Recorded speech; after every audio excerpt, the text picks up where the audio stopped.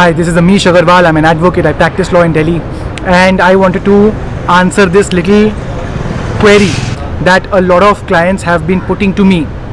A lot of clients, potential clients, friends, acquaintances, all of these people who call me up for advice have been saying it on multiple occasions now. I've been seeing, and they say that when I go to the police with my allegations, with my complaint, the police says to me, what proof do you have of whatever you are saying?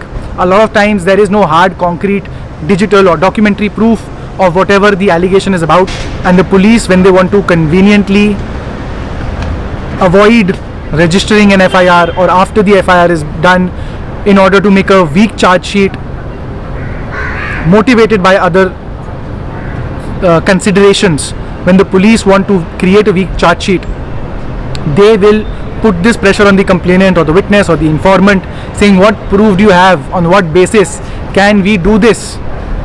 Firstly, the police have unlimited power to take the investigation in the direction that they want. The reason is because section 161 of the Criminal Procedure Code, in which the statements of the witnesses are recorded, they are all recorded in the hand of the investigating officer himself. It is not that the witness is the one who is writing down the statement. And in fact, it is also mandated under the Criminal Procedure Code that no signature of the witness will also be put on this statement under section 161. And because of that, usually what happens is that the witness is asked the questions by the IO about what happened. The witness gives a statement. The IO writes it in whatever way he wants. And a lot of times I've seen what happens is the witness said one completely different thing. The 161 statement of the witness says something completely different. Of course, the legislature understood the difficulty with police on this aspect, and that is why they mandated that these statements recorded under section 161 CRPC will not be used as evidence. They can only be used for a very, very small, very specific purpose, that is contradicting the witness at the time of trial. Coming on to the aspect of what proof do you have?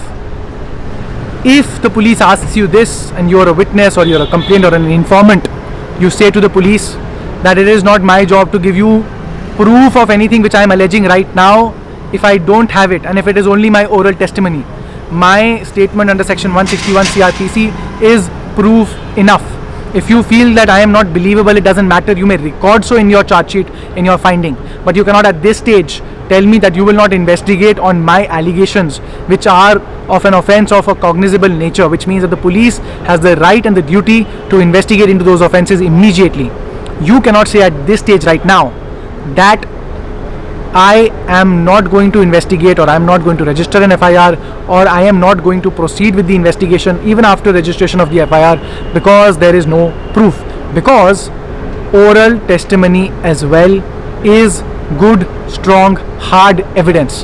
The only thing that needs to be done is that oral testimony, the eyewitness account of the witness, the informant, the complainant, must stand the trial, must be subject to cross-examination, and if after cross-examination the witness is believable, the version of the events given by the witness is believable, the court can only on eyewitness statements also convict, acquit, pass any decree or dismiss any suit.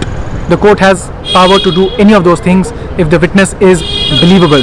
So the next time the cop says, what proof do you have? You say, me standing here, my eyewitness account of what transpired is the proof. You go do your job, I will do mine.